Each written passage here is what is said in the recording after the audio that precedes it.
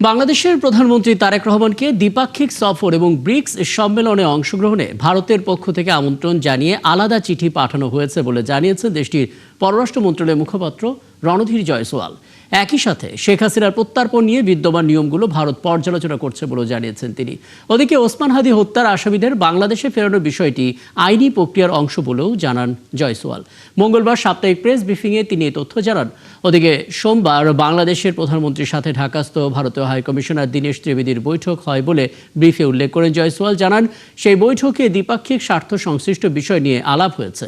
সেখান থেকে দীনেশ ত্রিবেদী দিল্লি গিয়ে মঙ্গলবার ভারতের প্রধানমন্ত্রী নরেন্দ্র মোদীর সাথে দেখা করেন। Our High Commissioner yesterday had a meeting with the Prime Minister of Bangladesh. At the meeting, both sides discussed matters of mutual interest. As far as the invitation that you talked about, we have extended invitation for a bilateral visit, as also for the BRICS outreach session, which will be held here in Delhi. We will keep you updated on this particular matter. As far as the extradition matter is concerned, as I said before, that our position has been very clear on this particular matter, that we are looking into the case as per established processes that we have on ours. এর আগে বাংলাদেশের সাথে সম্পর্ক উন্নয়নে ভারতকে এগিয়ে আসতে হবে বলে মন্তব্য করেছেন প্রধানমন্ত্রীর তথ্য উপদেষ্টা ডাক্তার জাহিদুর রহমান। বলেছেন, দেশটির গোয়েন্দা সংস্থা রয়ের প্রধানের বাংলাদেশ সফর নিয়ে সন্দেহের কোনো কারণ নেই। সকালে সচিবালয়ে নিয়মিত ব্রিফিংয়ে উপদেষ্টা আরও বলেন, শেখ হাসিনা দেশে ফিরলে তাকে পূর্ণ নিরাপত্তা দিয়েই বিচার কাজ শুরু হবে। শঙ্কা নেই সাকিব আল হাসানের নিরাপত্তা নিয়েও। পুরোটা জানাচ্ছেন শারমিনীরা। ৫ আগস্ট ভারতে অবস্থানরত শেখ হাসিনার ভার্চুয়াল সংবাদ সম্মেলনের পর থেকে ঢাকা দিল্লি সম্পর্কে টানাপোড়েন বেড়েছে। এমন বাস্তবতায় সোমবার সচিবালয়ে প্রধানমন্ত্রী তারেক রহমানের সাথে সাক্ষাৎ করেন বাংলাদেশে নিযুক্ত ভারতীয় হাইকমিশনার দীনেশ ত্রিবেদী। পরে স্বরাষ্ট্রমন্ত্রীর সঙ্গেও সাক্ষাৎ করেন তিনি। মঙ্গলবার সচিবালয়ে প্রধানমন্ত্রীর তথ্য উপদেষ্টার সংবাদ সম্মেলনে ভারত বাংলাদেশের সম্পর্ক নিয়ে প্রশ্নের জবাবে তিনি বলেন, শেখ হাসিনার ক্ষমতায় থাকার পেছনে ভারতের হাত ছিল। সেই সাথে তার ভার্চুয়াল সংবাদ সম্মেলনে ভারত সরকারের অনুমোদন ছিল বলেও অভিযোগ করেন ডক্টর জাহিদ। ভবিষ্যৎ সম্পর্কে যে রিয়াল অ্যালাইনমেন্টের আলাপ আমরা করছি, সেটার অনুকূল পরিবেশ ভারতের দিক থেকে আসলে তৈরি করতে হবে। কারণ বাংলাদেশে দীর্ঘকাল যে সমস্যাটা হয়েছে, সেটা জনগণের পারসেপশন আছে এবং আমাদের কাছেও কম বেশি তথ্য আছে। আমরা দেখতে পেয়েছি নানা সময়ে ওই সরকারটা এইভাবে অপ্রেসিভ হয়ে উঠতে পেরেছিল, তার ক্ষমতা টিকিয়ে রাখতে পেরেছিল।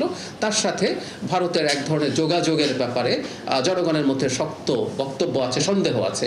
এ সময় ভারতের গোয়েন্দা সংস্থা রয়ের প্রধানের বাংলাদেশ সফরকে নিয়মিত ঘটনা বলে জানান তথ্য উপদেষ্টা। ক্রিকেটার ও সাবেক সংসদ সদস্য সাকিব আল হাসান দেশে ফিরলে তার নিরাপত্তা নিয়ে শঙ্কা আছে কিনা এমন প্রশ্নের জবাবে উপদেষ্টা জানান, তার নিরাপত্তার ঝুঁকি নেই, আর শেখ হাসিনা ফিরলেও নিরাপত্তা পাবেন। খেলোয়াড় হতে পারেন, উনি একজন নষ্ট পচে যাওয়া মানুষ, যে মানুষ হাসিনার সাথে অ্যালাইন্ড হয় এবং এখনও অ্যালাইন্ড থাকেন। সেই 5 তারিখে তো তার বক্তব্য এসছে।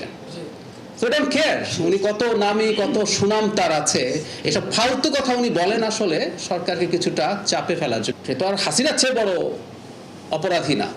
হাসিনাও যদি বাংলাদেশে আসেন, উনি তো বলছেন ডিসেম্বরে আসবেন, আমি বহুবার বলেছি, তিনি যদি আসেন পূর্ণ নিরাপত্তার সাথে তিনি আসবেন, পূর্ণ নিরাপত্তার সাথে তিনি বিচারিক প্রক্রিয়ায় যাবেন, পূর্ণ অধিকার ভোগ করবেন বিচারিক প্রক্রিয়ায়। জানান, জুলাই জাদুঘরে শিক্ষার্থীদের বিনামূল্যে প্রবেশের ব্যবস্থা করছে সরকার। পর্যায়ক্রমে অন্যান্য জাদুঘরেও এই ব্যবস্থা করা হবে। একটা জাদুঘরে কি কি এক্সিবিটেড হবে। শারমিনীরা, ৭১, ঢাকা। শেষ পর্যন্ত একটা বিতর্ক হবে। জুলাই গণঅভ্যুত্থানের সময় আন্দোলনকারীদের বাড়িঘর এবং ব্যবসা প্রতিষ্ঠানে পাল্টা আগুন দেওয়ার নির্দেশ দিয়েছিলেন ফ্যাসিস্ট শেখ হাসিনা। একই সময়ে ছাত্র জনতাকে ছত্রভঙ্গ করতে হেলিকপ্টার ব্যবহারের নির্দেশও দেন তিনি। শেখ হাসিনার সঙ্গে সাবেক মন্ত্রী ওবায়দুল কাদের এবং হাসান মাহমুদের এক অডিও ফোন আলাপে এই সমস্ত তথ্য উঠে এসেছে। মানবতাবিরোধী অপরাধের প্রমাণ হিসেবে ট্রাইব্যুনালে উপস্থাপন করা ওই ফোন আলাপে আন্দোলনকারীদের ওপর সহিংসতার দায় চাপানোর কথাও বলা হয়। মাইনুল মারুফের প্রতিবেদন। আমাদের লোক থাকতে পারবে তো আগুন দিয়ে পোড়াবে, তো ওদের বাড়ি গাড়ি আছে, আর সেগুলো পোড়াবে, পাবলিক দিয়ে পোড়াবে, আর কি করবে? তাহলে অন্য কিছু করে লাভ নেই, তোরা পোড়াবি আর আমরা পোড়াবো। 2024-এর 19 জুলাই গণঅভ্যুত্থানের উত্তাল সময়ে ফ্যাসিস্ট শেখ হাসিনা ও সাবেক মন্ত্রী হাসান মাহমুদের কথোপকথন, যেখানে আন্দোলনকারীদের দমনে বাড়িঘর ও ব্যবসা প্রতিষ্ঠানে পাল্টা আগুন দেওয়ার কথা উঠে আসে। আজকে তাদের একটাই কাজ, সব জায়গায় বসে থাকবে আর খালি আগুন দেবে। ফোনালাপে যে কোনো মূল্যে পরিস্থিতি নিয়ন্ত্রণে আনতে হাসান মাহমুদকে নির্দেশনা দেন পলাতক শেখ হাসিনা। জবাবে হাসান মাহমুদও ইটের জবাবে পাটকেল বা টিট ফর ট্যাট নীতির কথা বলে এতে সমর্থন জানান। রাইট, এটাই টিট ফর ট্যাট, মহল্লায় চলে যাবে, না যার যার এলাকায় চলে যাবে। রাইট, হ্যাঁ, বিভিন্ন এলাকায় লোক ঠিক করা এবং চলে সব নেতার কমিটির ওভাবে ব্যবস্থা করে। সাবেক সেতুমন্ত্রী ওবায়দুল কাদেরের সঙ্গে শেখ হাসিনার আরেক ফোনালাপে আরও কঠোর নির্দেশনার কথা উঠে আসে। আন্দোলনকারীদের বাড়িঘর বা ব্যবসা প্রতিষ্ঠান খুঁজে বের করে সেখানে আগুন দেওয়ার নির্দেশ দেন শেখ হাসিনা। একই সঙ্গে আন্দোলনকারীদের ছত্রভঙ্গ করতে হেলিকপ্টার ও র্যাবকে ব্যবহারের কথা বলেন তিনি। না, আমরা মাঠে না থাকলে পুলিশ পাবে না, আর এমনি র্যাব পুলিশ হেলিকপ্টার দিয়ে ওখানে করবে। শুধু আন্দোলনকারীদের বিরুদ্ধে ব্যবস্থা নেয়ই নয়, এসব কথোপকথনে সরকারি বিভিন্ন স্থাপনায় অগ্নিকাণ্ডের দায়ও তাদের উপর চাপিয়ে দেওয়ার নির্দেশনার কথা উঠে এসেছে। আর আমি বলছি যে যেখান থেকে গাড়ি নিয়ে আসছে সব জায়গায় র্যাব এটাই দেখি। আর ওরা আগুন দিচ্ছে, ওদের বাড়ি ঘর আছে না, আমরা বসে থাকার সময় নেই। আমাদেরও বাড়ি ঘরে আগুন দিচ্ছে, ওদের বাড়ি ঘরে আগুন পাবলিক দিলে ওদের ব্যবসা প্রতিষ্ঠান কি আছে খুঁজে বার করুন। প্রসিকিউশন জানায় ওবায়দুল কাদের, আরাফাত, যুবলীগ, ছাত্রলীগের শীর্ষ নেতা সহ 7 জনের বিরুদ্ধে মামলার বিচার শেষ পর্যায়ে। এই যে যুবলীগ, ছাত্রলীগ এবং আওয়ামী লীগ একসাথে রাজনৈতিক সিদ্ধান্ত নিয়ে জুলাই গণঅভ্যুত্থানে মানবতা বিরোধী অপরাধ সংগঠন করেছিল। প্রসিকিউশনের পক্ষ থেকে আমরা মনে করি যে এই সকল কল রেকর্ড, ডকুমেন্টারি এভিডেন্স এবং মৌখিক সাক্ষ্যের ভিত্তিতে আমরা এই মামলার প্রত্যেকটি আসামির বিরুদ্ধে সন্দেহাতীতভাবে এই মামলা প্রমাণ করতে সক্ষম হয়েছে। ট্রাইব্যুনালে এ পর্যন্ত জুলাই আন্দোলনে মানবতা বিরোধী অপরাধের 6টি মামলার রায় হয়েছে, আরও কটির শুনানি শেষ পর্যায়ে। মাইনুল মারুফ, ৭১, ঢাকা। বাংলাদেশের প্রেক্ষাপটে আদিবাসী পরিচয় অপ্রাসঙ্গিক বলে মন্তব্য করেছেন স্বরাষ্ট্রমন্ত্রী সালাউদ্দিন আহমদ। সন্ধ্যায় রাজধানীর গুলশানে এক গোল টেবিল বৈঠকে তিনি বলেন, দেশের সব নাগরিকই অধিবাসী। পার্বত্য জেলা নিয়ে ষড়যন্ত্র মোকাবেলায় জাতীয় ঐক্য প্রয়োজন বলে জানান তিনি। একই অনুষ্ঠানে তথ্যমন্ত্রী জহিরুদ্দিন স্বপনও আদিবাসী পরিচয়কে বাংলাদেশের জন্য অপ্রাসঙ্গিক বলে মন্তব্য করেছেন। Chittagong Hill Tracts Research Foundation আয়োজিত বৈঠকে অংশ নেন মন্ত্রী, গবেষক, শিক্ষাবিদ এবং বিভিন্ন শ্রেণী পেশার প্রতিনিধিরা। এ সময় তারা বলেন, পার্বত্য জেলাকে ঘিরে যে কোনো বিভ্রান্তি এবং বিভাজনমূলক প্রচারণা মোকাবেলায় সচেতনতা, সংলাপ এবং একটি জাতীয় ঐক্যের প্রয়োজন। একই সঙ্গে বাংলাদেশের প্রেক্ষাপটে যে কোনো নাগরিকের পরিচয় প্রশ্নে রাষ্ট্রীয় অবস্থান তুলে ধরার আহ্বান জানান তারা। সাংবিধানিকভাবে আমরা যেটা এখনো পর্যন্ত স্বীকৃতি দিয়েছি তা হচ্ছে উপজাতি, ক্ষুদ্র নৃগোষ্ঠী এবং বিভিন্ন কালচারের ধর্মীয় ঐতিহ্য, সাংস্কৃতিক ঐতিহ্যকে আমরা বিকশিত করব এবং ধারণ করব। এটা হচ্ছে আমাদের স্ট্যাটাস। আমরা সবাই বাংলাদেশের অধিবাসী হব, আদিবাসী কেউ হব না। এখানে সব সিটিজেনের সমান রাইট এবং বাংলাদেশের সকল ধর্মীয়, সকল বর্ণের, সকল সংস্কৃতির, সকল ভাষাভাষীর সবাই আমরা বাংলাদেশের সিটিজেন এবং সিটিজেন হিসেবে কনস্টিটিউশনাল রাইট আমাদের সমান। অভিবাসী এবং আদিবাসীর কোনো বিরোধের প্রশ্ন অপ্রাসঙ্গিক। সেই দেশের জনমিতিতে আদিবাসী শব্দটাও অপ্রাসঙ্গিক। বাংলাদেশের মাটিতে থেকে আমি যখন আমাদের হাজার বছরের ঐতিহ্যের যে প্রেক্ষাপটে আমাদের নৃবিজ্ঞান, আমাদের নৃজাতি যেভাবে গড়ে উঠেছে, তার মধ্যে অবশ্যই মনোলিথিজম নাই, এককত্ব নাই। এখানে নানান রকম নৃতাত্ত্বিক ভাগাভাগি আছে এবং তাকে সম্মিলিত করে আমি আমার একটা রাষ্ট্রীয় পরিচয়, আমাদের নেতা শহীদ জিয়াউর রহমান নাগরিকত্বের ভিত্তিতে জাতীয়তাবাদকে তিনি উপস্থাপন করেছেন নতুনভাবে, যা আমাদের জাতির অনেক সমস্যাকেই, সংকটকেই সমাধান করেছে। সংসদে বিশেষ বৈঠকে আগামী 20 আগস্ট রাষ্ট্রপতি নির্বাচনের ভোট গ্রহণ হবে। এরই মধ্যে গেজেট প্রকাশ করেছে নির্বাচন কমিশন। তারা জানিয়েছে, ভোটে থাকবে 3টি স্বচ্ছ ব্যালট বাক্স, যা পৌঁছানো হবে কমিশন থেকে। ভোট গ্রহণ শেষে প্রাথমিক ফলাফল ঘোষণা করবেন প্রধান নির্বাচন কমিশনার। ভোটের শুরুতে থাকবে সরাসরি সম্প্রচারের ব্যবস্থা। বাকিটা জানাচ্ছেন ফারজানা আক্তার। 1991 সালের পর এবার প্রথম প্রতিদ্বন্দ্বিতামূলক রাষ্ট্রপতি নির্বাচন হতে যাচ্ছে। এরই মধ্যে মনোনয়নপত্র সংগ্রহ করেছে ক্ষমতাসীন দল বিএনপি ও বিরোধী দলীয় জোট। মঙ্গলবার সকালে এ বিষয়ে জাতীয় সংসদে স্পিকার ও হুইপদের সাথে বৈঠক করেন নির্বাচন কমিশন সচিব। এরপর ইসিতে আয়োজন করা হয় অনানুষ্ঠানিক কমিশন সভার।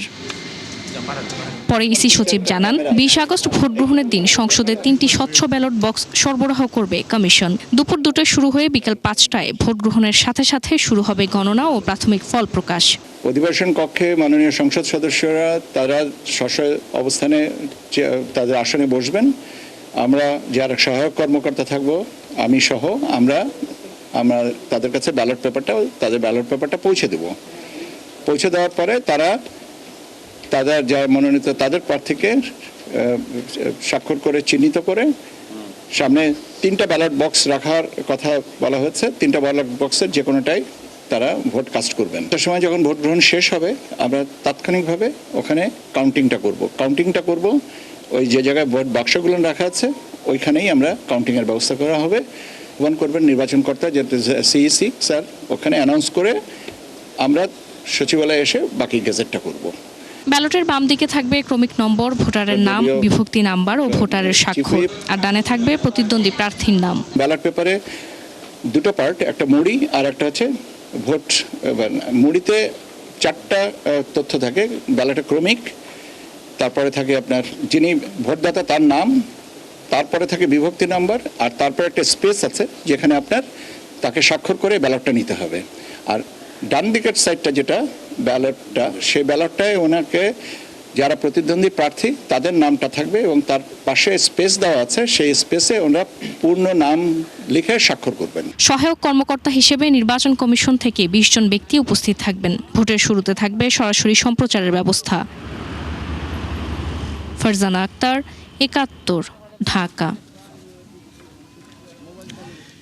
সংবিধান সংশোধন কমিটিতে সরকারের বাইরে কেউ নেই। ইসলামী আন্দোলনের একজন সদস্যকে রাখলেও তিনি জানতেন না কিছুই, যোগ দেননি প্রথম বৈঠকে, এমনকি স্বতন্ত্র কোনো সদস্যকেও রাখা হয়নি কমিটিতে। তাহলে সংস্কার নিয়ে কি একলা চলো নীতিতেই চলছে বিএনপি? চিফ হুইপ বলেছেন সবার সাথে আলোচনা করা হবে। মোহন ইসলামের প্রতিবেদন। জুলাই সনদ বাস্তবায়নের জন্য গঠন করা হয়েছে সংবিধান সংশোধন কমিটি। 17 সদস্যের কমিটি করার কথা থাকলেও বিরোধী দলের কেউ যোগ দেননি সেখানে। ফলে 12 সদস্যের কমিটি গঠন করা হয়। এর মধ্যে বিএনপি থেকে রাখা হয়েছে 8 জনকে, আর 3 জন আছেন সরকারের জোটসঙ্গী। তাদের মধ্যে 2 জন প্রতিমন্ত্রী, আরেকজন ইসলামী আন্দোলনের এমপি মোহাম্মদ অলিউল্লাহ। প্রথম বৈঠকে সরকারের 11 জন থাকলেও অনুপস্থিত ছিলেন অলিউল্লাহ। তিনি জানান, কমিটিতে তাকে রাখার বিষয়ে আগে থেকেই কিছু জানানো হয়নি। সিদ্ধান্ত নেওয়া হয় না, ওখানে যে নাম দেওয়া হয়েছে, নাম দেওয়ার ব্যাপারে ওখানে জানানো হয় নাই, জানানোর আগে নাম ঘোষণা হয়েছে, বাকি সিদ্ধান্ত পরে জানাবো। সংস্কার পরিষদের দাবিতে কমিটিতে যোগ দেয়নি জামায়াত জোট। এর বাইরেও 8 জন স্বতন্ত্র সংসদ সদস্য আছেন ত্রয়োদশ সংসদে। শুরুতে তাদের রাখার কথা বললেও কেউ নেই সংবিধান সংশোধন কমিটিতে। এর মাধ্যমে সংস্কারে সরকার কি একলা নীতিতে চলছে? আমরা সবাইকে ইনক্লুড করতে চাই। স্বতন্ত্র যেহেতু তার নির্দিষ্ট কোনো এজেন্ডা নাই, কোনো দলের না রিপ্রেজেন্ট করে না, সেই জন্য তাদের রাখা হয় না, সেই জন্য বিএনপি থেকে 8 জনকে করা হয়েছে। 31 দফায় বিএনপি সংবিধান সংস্কার কমিশন গঠনের কথা বললেও সংশোধন কমিটি গঠনের ব্যাখ্যা দিলেন চিফ হুইপ। সংবিধানের দাড়ি, কমা, সেমিকলন, শব্দ, অক্ষর, বাক্য কোনো কিছু পরিবর্তনের নামই হলো সংস্কার। কাজেই আমরা ওনাদের মতামত নিয়ে আমাদের সকলের মতামতের ভিত্তিতে আমরা একটা করতে চাই যেটা আমাদের দেশের মানুষের প্রয়োজনে এবং পরবর্তী প্রজন্মের প্রয়োজনের জন্য কাজে লাগে। একজন বিশেষজ্ঞ মনে করেন সকল দল ঐক্যমত্য হয়ে সংবিধান সংশোধন করা উচিত। জাতীয় সংসদ যদি সংবিধান সংশোধন করে সেটা আইনগতভাবে বৈধ হবে।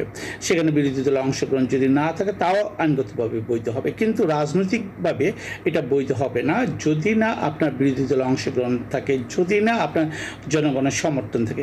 যদিও সরকার বলছে কমিটিতে না থাকলেও সকল দল ও সংশ্লিষ্টদের সাথে কথা বলেই করা হবে সংবিধান সংশোধন। মোহন ইসলাম, 71, ঢাকা। বাংলাদেশে বিনিয়োগ করতে জাপানি ব্যবসায়ীদের আহ্বান জানিয়েছেন স্বরাষ্ট্রমন্ত্রী সালাউদ্দিন আহমদ। রাতে রাজধানীতে এক অনুষ্ঠানে তিনি বলেন, বাংলাদেশে বিনিয়োগ করা এই অঞ্চলের মধ্যে সবচেয়ে নিরাপদ। অনুষ্ঠানে স্বরাষ্ট্রমন্ত্রী আরও বলেন, 2 দেশের বন্ধুত্ব দীর্ঘদিনের, তাই জাপানের উপর বাংলাদেশের বিশ্বাস আছে। তিনি আরও জানান, দেশ পরিচালনার প্রথম 6 মাসের মধ্যেই দেশে বিনিয়োগ বাড়াতে নতুন নীতিমালা করেছে বিএনপি সরকার। এই বাস্তবতায় বাংলাদেশে বিনিয়োগ পরিবেশ অনেক সুরক্ষিত এবং নিরাপদ। অনুষ্ঠানে উপস্থিত ছিলেন টিএসআই লিমিটেডের চেয়ারম্যান সৈয়দ মাহমুদুল হক, ঢাকা বিশ্ববিদ্যালয়ের জাপানি ভাষা বিভাগের প্রধান, বিসিবির পরিচালক সাইদ ইব্রাহিম আহমদ সহ কয়েকজন জাপানি ব্যবসায়ী এবং উদ্যোক্তা। We trust on the Japan people to people and business community to business community. History says the Japanese investment is safer in our country. Once I was in communication, that means road transport ministry, I have seen there the investment from Japan and the Japanese contractor here, their work is in substantial nature. So I invite you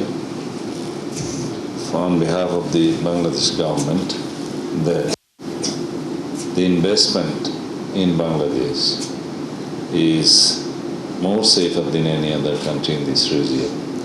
মুন্সিগঞ্জের গজারে Bangladesh coast guard technical training ইনস্টিটিউটে BCGTI এ দক্ষতা উন্নয়ন, জাপানি ভাষা শিক্ষা এবং আন্তর্জাতিক কর্মসংস্থানের সুযোগ বিষয়ে today's training tomorrow's journey to Japan শীর্ষক সেমিনার এবং সনদ বিতরণ হয়েছে। Bangladesh Coast Guard Technical Training Institute BCGTI এ হার্টফুল লিমিটেডের এক অনুষ্ঠানে 3টি ব্যাচের 180 জন প্রশিক্ষণার্থীদের হাতে সমাপনী সনদ তুলে দেওয়া হয়। অনুষ্ঠানে প্রধান অতিথি হিসেবে উপস্থিত ছিলেন বাংলাদেশ কোস্ট গার্ডের পরিচালক ক্যাপ্টেন মোহাম্মদ হাফিজুল বিল্লাহ। বিশেষ অতিথি ছিলেন জাপানের ফুকুজাওয়া গ্রুপ অফ ইন্ডাস্ট্রিজের চেয়ারম্যান জুন ফুকুজাওয়া। হাইটেক কর্পোরেশনের সিইও ইউশিদা তোমোহিরোর সভাপতিত্বে অনুষ্ঠানে জাপানের 4 জন বিশেষ প্রতিনিধি এবং 5 সদস্যের জাপানি এক্সপার্ট ট্রেনার প্রতিনিধি অংশ নেন। চলছে সংবাদ সংযোগ। সরাসরি সংবাদ অনুষ্ঠান দেখতে চোখ রাখুন একাত্তরের ফেসবুক পেজে এবং সাবস্ক্রাইব করুন একাত্তর ইউটিউব চ্যানেল। থাকুন একাত্তরের সাথে।